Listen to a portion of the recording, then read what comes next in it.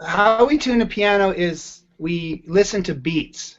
And beats, you probably know what they are. If you're a guitar player, you play the fifth fret on the E string and tune it to the fifth string, and you get, if you hear a wah, wah, wah, then they're not the same frequency, so you tune it out so that there's no beats, right?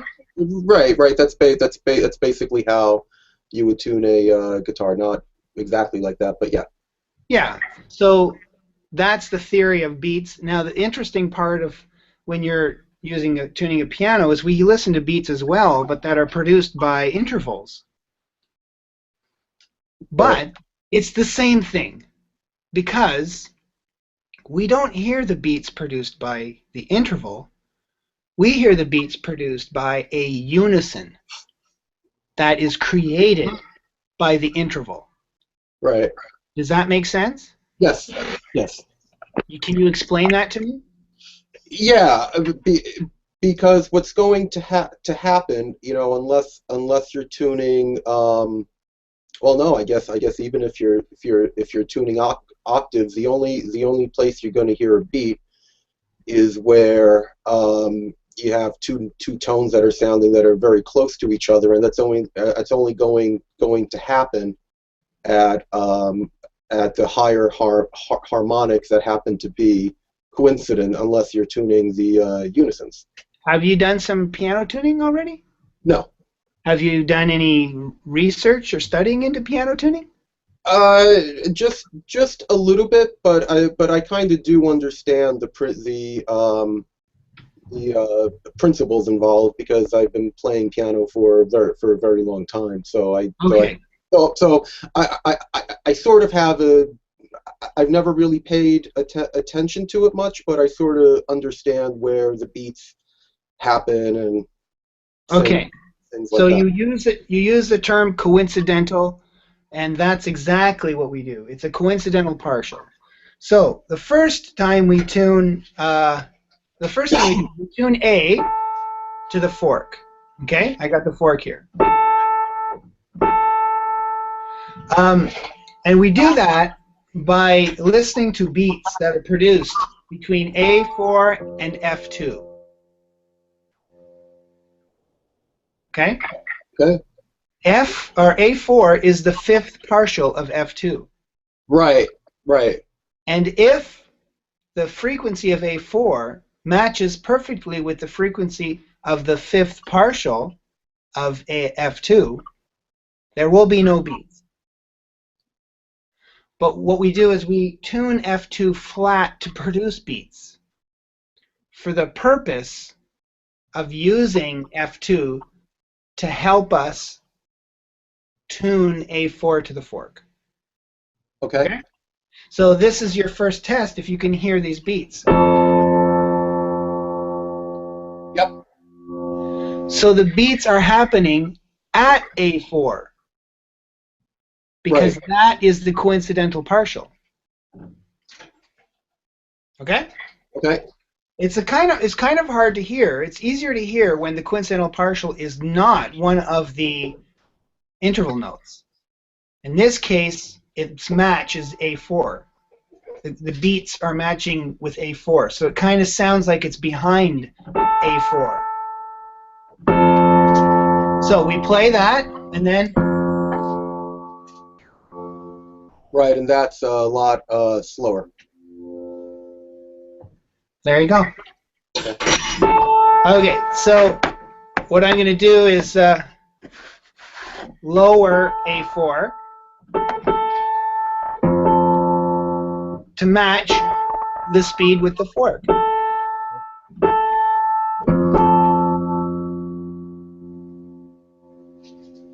Right, and that's kind of like wah wah wah wah wah,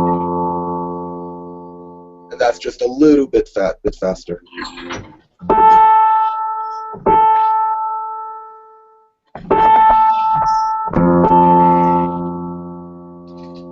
That's really close. I think the Well, fork could be just a touch faster. okay, if you can, Hmm. try to discern that there are actually two beat rates. Okay. You may be hearing the second coincidental partial, which is happening at A5. That one is a tiny bit faster. Okay. You may be hearing that.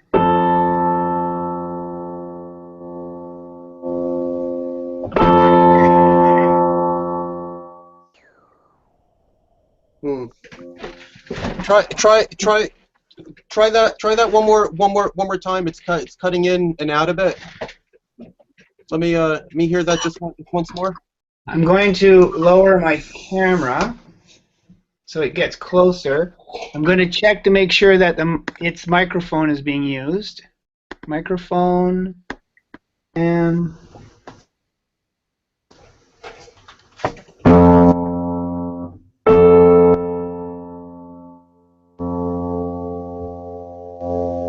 all right.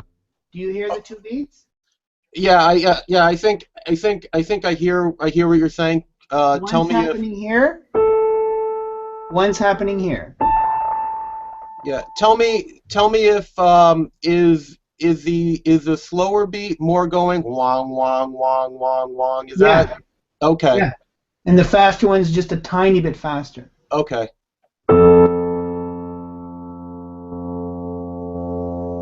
Yeah. Okay. I can hear that now that you explained what to listen for. So that is slower than the fourth then. It's well, let's hear again. I think it is.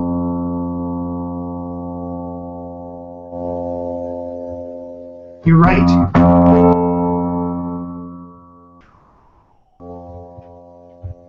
Yeah, probably a tiny bit. But Yeah. Yeah. this technique is extremely precise. Extremely. So when you check the fork with the A, I mean, at the beginning we had a little wah, but then it Mhm. settles out and it's right on. Right. Right. Right here. Okay.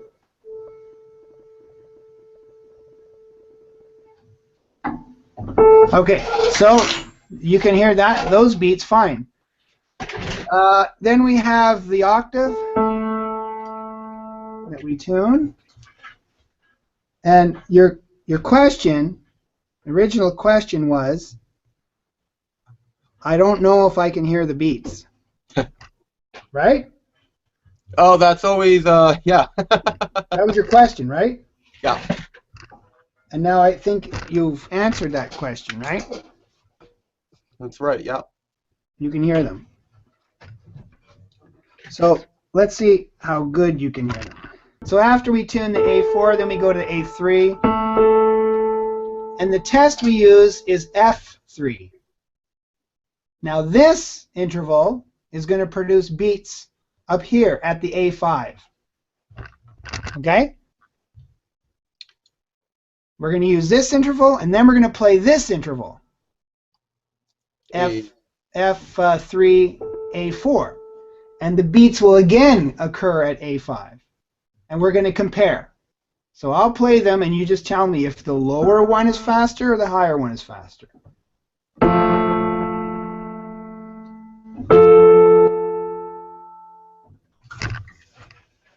can you do that one more time? Yeah.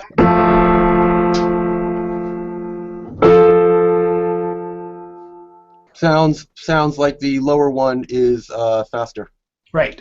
This test requires that the lower one be slower. Okay? Okay. Okay. And the reason why these intervals are beating is because they're not in tune. When I say not in tune, I mean they're not pure. But if you know anything about equal temperament, did you watch my equal temperament video? I didn't, but I do know about Okay. equal You temperament. understand. So the major third is not pure. It's not Right. in tune in equal Right. temperament. Right. It's wide. You understand that? Yes. That means that the F2 is flat from where it should be if we wanted to get rid of the beats, Right. Right. which means the corollary of that is that the A's are sharp. Right. from where they should be if we wanted to have no beats. We call that pure. So you said the bottom one is faster, right? Yes. Yes. That means the bottom one's sharp. So what do I do to it? I lower it. Right. Right. Would you? Okay. Got it. All right. Yeah. Okay. Okay, so the test is we're listening to this partial, and you can hit it like that. That's called ghosting, and sometimes it makes it easier to hear. We're listening to this partial. Okay. Now, if we look at this octave, where's the first coincidental partial? It's gonna be at the top A. It's gonna be A4. yes. Yes. Very good. That partial is the second partial of A4. A3, sorry. Right? Right. It's the first partial of A4. Right? Right. Second partial, first partial. If we were to tune this octave such that the beating that occurs here was gone, that octave is called a 2-1 octave. That's its size. That's its quality. Okay. But what we're doing is we're measuring at this partial, which is the fourth partial of A3. Okay, and the second of A4. Yeah. And the Okay. second of A4. If we were to tune this octave so there was no beating at this partial when we played the octave, this would be called a 4-2 octave. And if you keep going up, there's the 6-3. What's the what's the significance of the numbering 2-1 4? I'm not quite sure I understand the numbering scheme. Why you call one 2-1 and the other one 4-2? You call the octave a 4-2, a 2-1, or a 6-3, depending on which coincidental partial is not beating. Oh. So you call it 2-1 because we're comparing the fundamental and the second partial of the next, and then you call it 4-2 because we're comparing the second partial and the fourth partial. Yes. Oh, okay, got it. Now, an idea that you may be missing is that if this was 100 hertz and this was 200 hertz, then the fourth partial of A3 would be 400 hertz. And the second partial of A4 would be 400 hertz. And so there would be no beating there. But also there would be no beating here because that would be 200 against 200, 400 against 400, 600 against 600. Right. But that's not what happens. The harmonic series is not even. Right. So if this is 100 hertz, the second partial might be 200.5. Right. The third could be 300.9. You understand? Yes. Yes. So you can't have all the partials lining up. You have to choose what partials you want lining up. What I'm saying is a 2-1 octave where there's no beating at the 2-1 coincidental partial, and a 4-2 octave where there's no beating at the 4-2 coincidental partial, and a 6-3 octave where there's no beating at the 6-3 coincidental partial are all different sounding octaves. And what we find is in the middle of the piano, the best octave can be found between a 4-2 and a 6-3. That's why I want the top a little faster, because that means it's a wide 4-2. Okay. Wide 4-2. I use this this to mean wide, and this to mean narrow, and this to mean pure. Okay. All right. So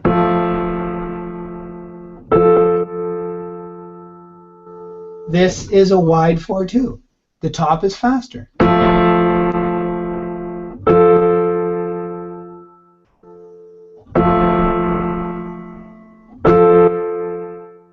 Okay.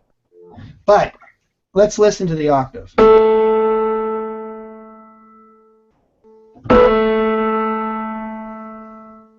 The old timers, like this is like a scientific analysis of octaves, but the old timers, they don't do this. This is fairly modern tuning technique. The old timers some of them get really frustrated when us young guys start talking about this stuff because they say, just tune the darn octave. What are you all talking about this ridiculousness for? Just tune it beatless, which I just explained to you is impossible, right? Right. Because none of the partials can be, not all the partials cannot be beatless at the same time. But when we get them close, when we get the octave close, we can have a sense that all the partials are canceling each other out. Even though they're all beating, they seem to be, it's got a certain quality. So this octave doesn't have it. There's some kind of a wah in there.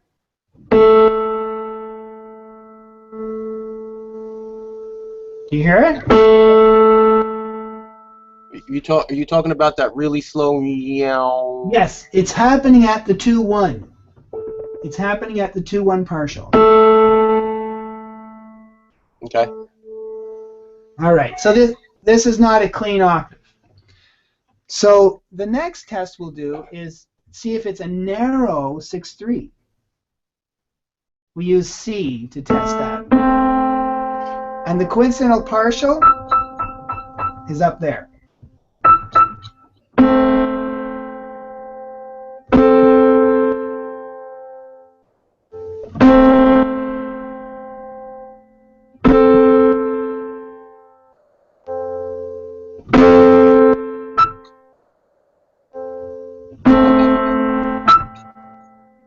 Can you hear that? No, I'm having a very hard time hearing. Don't be too upset because it took me a long time to hear this partial.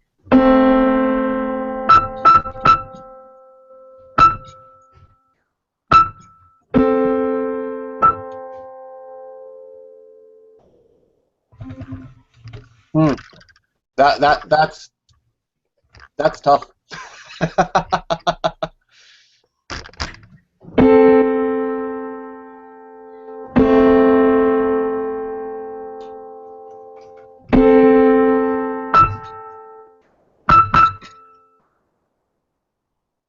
Do you hear anything? I don't hear anything at that note. No. Can you turn up your volume? Yeah, it's actually pretty loud. You know what? Headphones? Yeah. Why don't you hang out for 1 second? I'll run up. I'll grab some headphones. I'll be right back. Okay.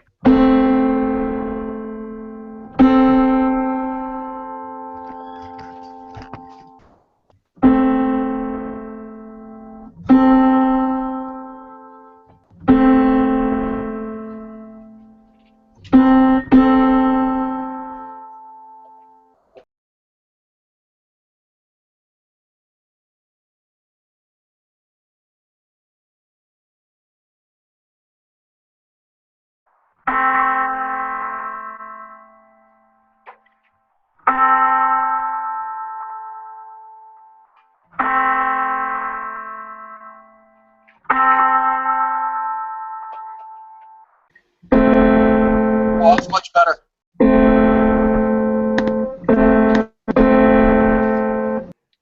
Okay, we're in business. Okay.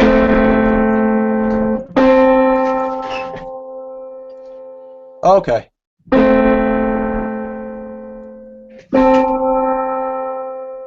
Okay. The second one I heard was pretty fast, and the lower. So I can hear that the second one is pretty fast. The lower one I'm having trouble hearing at all, which maybe means it's not really beating very much. It's about the same speed. Is it? Okay. At the same frequency. Right.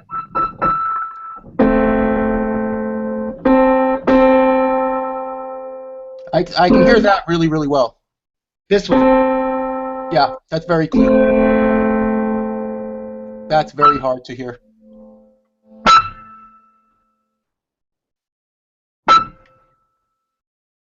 Can you hear it now? Even even when you're ghosting it, it's very hard to hear that one.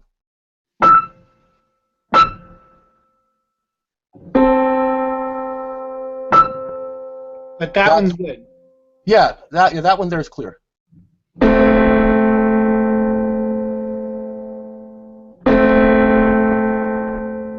Ah, okay.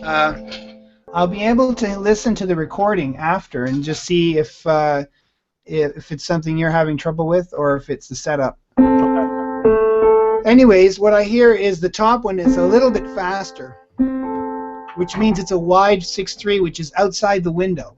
So if I just tweak this down a tiny bit, we should get rid of that wah in the sound. Oh yeah, okay. Is that better? Yeah. It sounds more rock solid, eh? Yeah, yeah. It was as soon as you touch the hammer, it settled down. Yep. The way I apologize if I'm shouting, but these are studio cans, so they have a lot of attenuation on them. Let me do this so I don't shout at you. You're not shouting. Okay.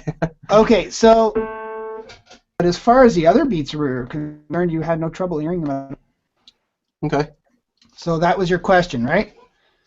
Yep. So you passed the test. Oh, thank you. Congratulations. Thank you. I actually have to leave now because I have a tuning to go to. Okay. Let me shoot me a quick email. Let me know if I just need more practice trying to pick that out, or if it is hard to hear.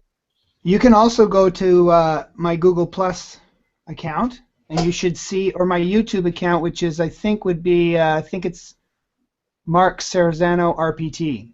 Okay. YouTube.com/Mark Ceresano RPT. You can also go to YouTube.com/How to Tune Pianos. Right. I've seen that one.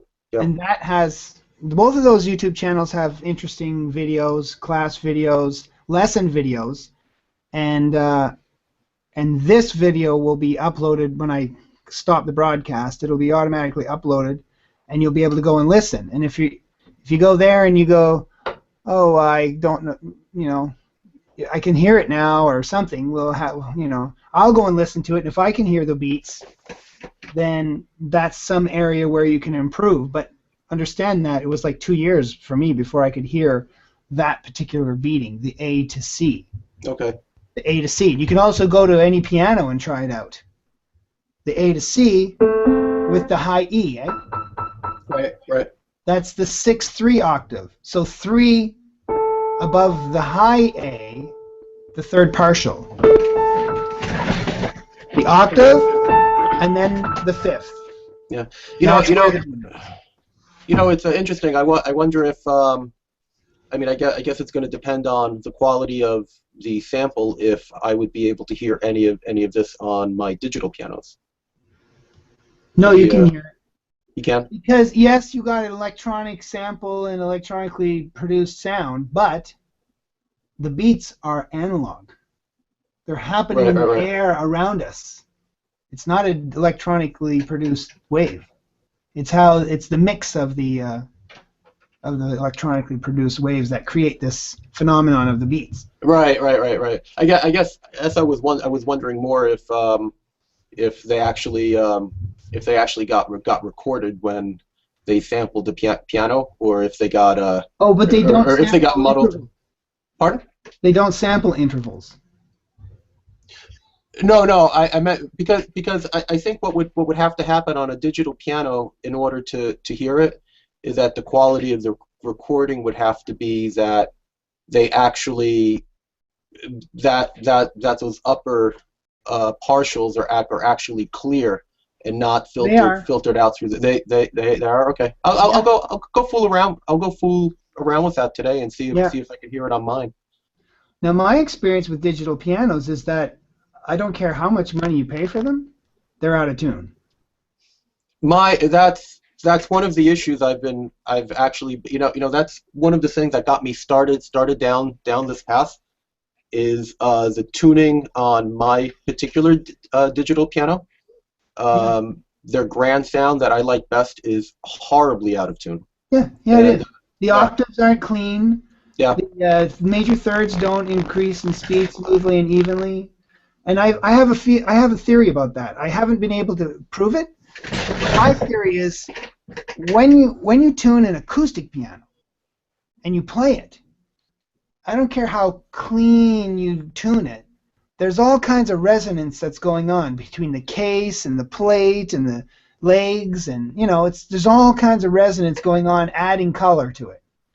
My theory is that the engineers must have tried this on an electronic piano, putting in a perfectly clean tuning into the electronic piano, and it just sounded like crap. There was no resonance, there was no color, and I think they detuned it on purpose to have some kind of add a little color to it. Yeah. That's my theory, anyways, because I Maybe. can't think that they just we forgot. Oh, right, we were supposed to make it a clean, in-tune piano. We forgot. No, it can't be. But the truth is, they're out of tune. If you do that simple test on, pick a couple of octaves, like maybe, I don't know, 8 octaves, and do that simple test. The simple major third below the bottom note, you'll find some of them that are slower on the top. And then you play the octave, and you can hear that it's not clean. It's not clean. You won't get that. Right, right. You'll get like you'll get some that sound like that. Like that. Yeah, yeah. Right. That's yeah. Okay, so I'll take a look at that video and shoot you an email about what I find. Okay, thank you very much, Mark. I Okay. appreciate it.